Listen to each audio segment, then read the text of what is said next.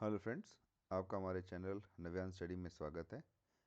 और हम लोग भारत की राज्य व्यवस्था की सीरीज़ चला रहे हैं। इस सीरीज़ का ये चौथा भाग है और इस भाग में हम लोग 1833 का चार्टर एक्ट देखेंगे। इस चार्टर एक्ट को देखने से पहले हम लोग दो छोटे छोटे एक्ट हैं। एक है 1793 का चार्टर एक्ट और दूसरा है 1813 का चार्टर एक्ट। इसको देखेंगे। तो चलिए स्टार्ट करते हैं। फर्स्ट थिंग, 1793 का चार्टर एक्ट अभी इम्पोर्टेंट क्यों है? क्योंकि इस अधिनियम या एक्ट ने कंपनी के अधिकारों को 20 वर्ष के लिए बढ़ा दिया।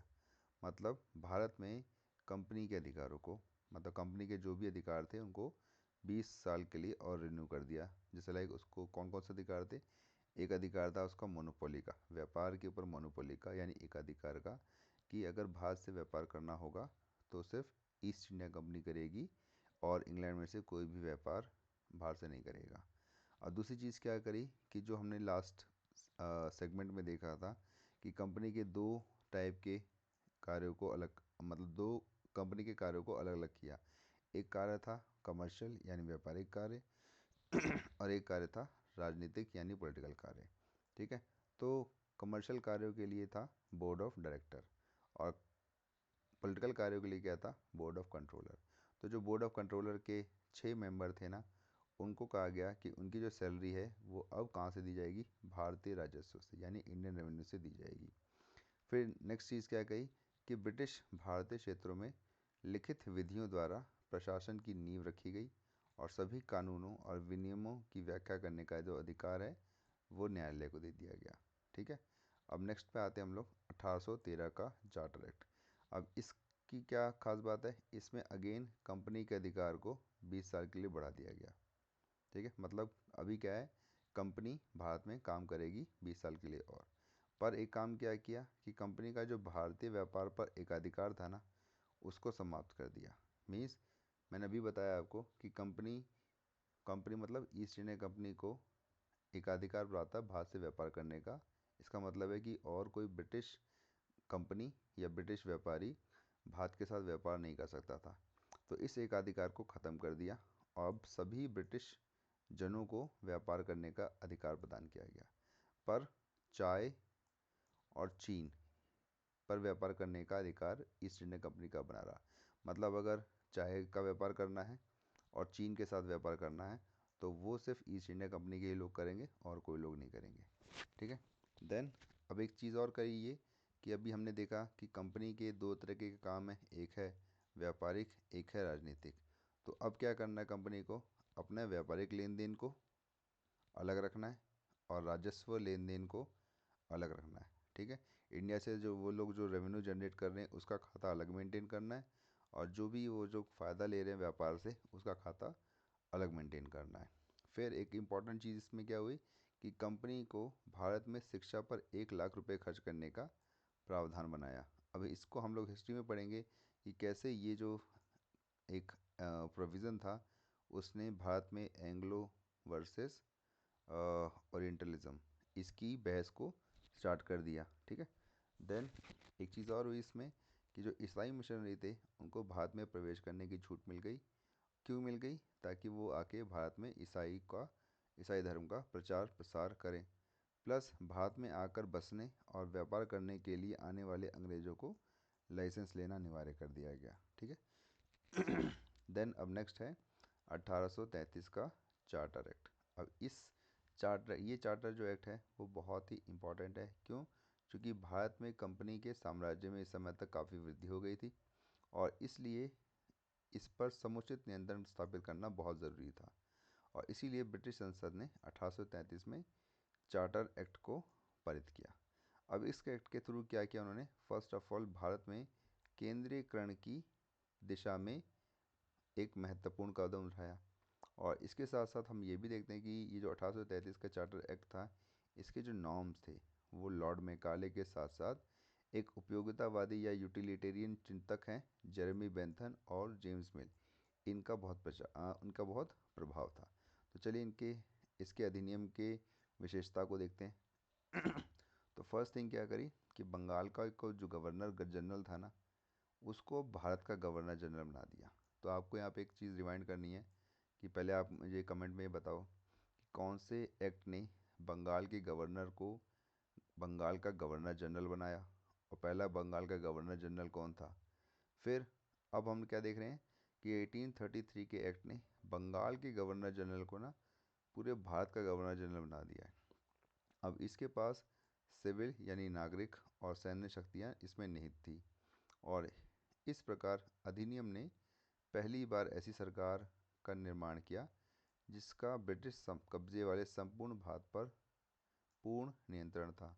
और लॉर्ड विलियम बेंटिक भारत के प्रथम गवर्नर जनरल बने। तो देखो यहीं से केंद्रीकरण की शुरुआत हो गई। कैसे?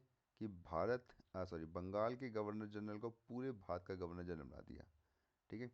अब जब इसके गवर्नर जनरल को इसको गवर्नर जनरल बनाया, इसके साथ क्या किया कि इसने इस एक्ट ने क्या किया, मद्रास और बम्बई के गवर्नरों को विधायिका शक्ति संबंधी शक्तियों से वंचित कर दिया। मतलब पहले इस एक्ट से पहले बॉम्बे और मद्रास दोनों के जो गवर्नर थे ना, उनके पास लॉ बनाने या कानून बनाने से संबंधित अधिकार थे। बट इसने क्या किया, वो अधिकार को ख़त्म कर दिया। अब जो कानून बनाएगा वो कौन बनाएगा? भारत का गवर्नर जनरल। तो इस तरीके से केंद्रीकरण की को और ज़्यादा सुगठित या सशक्त बनाया। फिर भारत के गवर्नर जनरल को पूरे ब्रिटिश भारत में विधायिका के असीमित अधिकार दिए गए। इसके अंतर्गत है ना, ये तो हो ही गया। फिर अब एक इम्पॉर्टेंट चेंज क्या आया कि पहले के जो 1833 से पहले जो कानून बनते थे उनको नियामक या विनिमय कहा जाता था। बट अब जो 1833 के चार्टर एक्ट के बाद जो कानून बनेंगे ना, उनको एक्ट या अधिनियम कहा गया। ठीक है। अब ज़रूरी नहीं है कि ये जो गवर्नर जनरल, भारत के गवर्नर जनरल ने जो कानून बनाए वो परमानेंट है या उनके अगेंस्ट या उनको कोई कैंसिल नहीं कर सकता।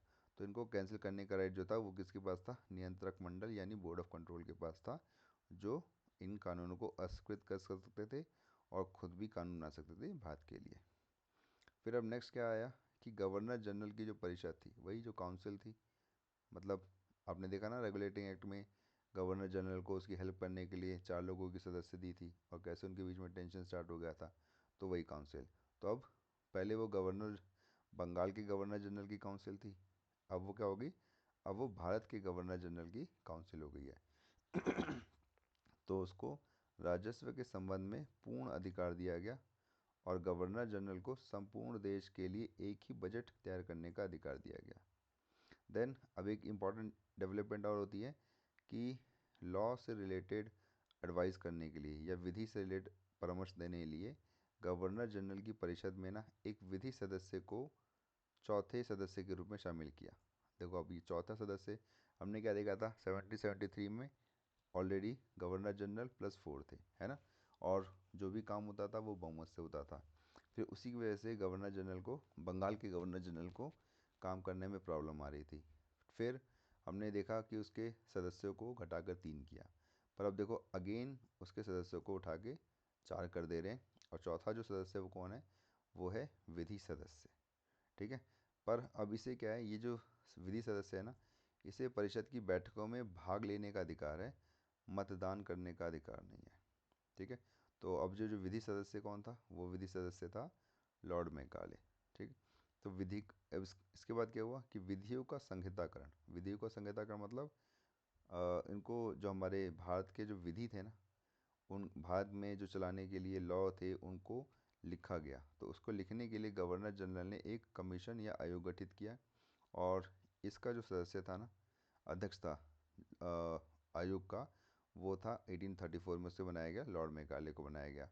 और इसके अध्यक्षता में 4 सदस्य और भी थे। मतलब 4 लोगों की, 4 + 1 लॉर्ड मेकाले 5, इनकी एक विधि आयोग बनाया गया जिसका काम क्या था कि भारत के लिए विधि बनाना। फिर अब नेक्स्ट क्या देखा हमने कि कंपनी का जो व्यापारिक एकाधिकार था ना, उसको समाप्त कर दिया गया कम्प्लीटली। कम्प्लीटली मतलब हमने देखा था कि 1813 में चाय और चीन का अधिकार छोड़ दिया गया था, वो कंपनी के पास ही रहने दिया। पर अब क्या किया, उसको ख़त्म कर दिया और कंपनी को पूरी तरीके से बोला कि अब आप क्या करो, अब आप प्रशासनिक और राजनीतिक दायित्व को संभालो भारत में। ठीक है। इट मीन्स अब ये विशुद्ध रूप से प्रशासनिक निकाय बन गया। अब इसके तहत कंपनी के अधिकार वाले क्षेत्र ब्रिटिश राजशाही और उसके उत्तराधिकारियों के विश्वास के तहत ही कब्जे में रह गए। देन अब एक और इम्पॉर्टेंट डेवलपमेंट हुई कि इस चार्टर एक्ट का अधिनियम की धारा थी 87। इसमें यह कहा गया कि कंपनी के अधीन सरकारी पदों के चयन में किसी व्यक्ति को धर्म, जन्मस्थान, मूल वंश, रंग के आधार पर अयोग्य नहीं ठहराया जाएगा। ठीक है। और फिर इसी चार्टर एक्ट ने क्या किया, 1833 के सिविल सेवकों के चयन के लिए खुली प्रतियोगिता का आयोजन किया गया। मतलब कंपनी के अंतर्गत काम करना है तो उसके लिए क्या करना पड़ेगा, एक एग्ज़ाम मतलब एक एग्ज़ाम पैटर्न क्लियर करना पड़ेगा। और वो कैसी होगी, वो खुली प्रतियोगिता, मतलब कोई भी इसमें भाग ले सकता है। बट बाद में ये जो प्रोविज़न था ना, इसका कोर्ट ऑफ डायरेक्टर ने काफ़ी ज़्यादा विरोध किया और उसकी वजह से ये चीज़ समाप्त हो गई। ठीक है। तो मतलब हमारा जो आईएएस का कंसेप्ट था ना, उसका स्टार्टिंग पॉइंट हम लोग 1833 में देख सकते हैं। बट 1833 में स्टार्ट तो हुआ, बट उसको कंटिन्यू नहीं किया और कोर्ट ऑफ डायरेक्टर की वजह से इसको स्थगित कर दिया। फिर 1833 के एक्ट ने क्या किया, भारत में दास प्रथा को विधि विरुद्ध घोषित कर दिया, मतलब इलीगल घोषित कर दिया। और 1843 में इसका उन्मूलन कर दिया गया नियम 5 के अंतर्गत। ठीक है। देन अब यहाँ पर हमारा ये सेशन ख़त्म होता है। नेक्स्ट सेशन में हम लोग अगले एक्ट की बात करेंगे। और अगर आपको हमारे चैनल अगर हम आपको हमारा वीडियो अच्छे लग रहे हैं तो आप प्लीज़ वीडियो को लाइक करें। इससे हमें बहुत ज़्यादा मोटिवेशन मिलता है। हमारे चैनल को सब्सक्राइब करें और ज़्यादा से ज़्यादा वीडियो को शेयर करें ताकि आप और आपके फ्रेंड्स भी इसका फ़ायदा ले सकें। Thank you.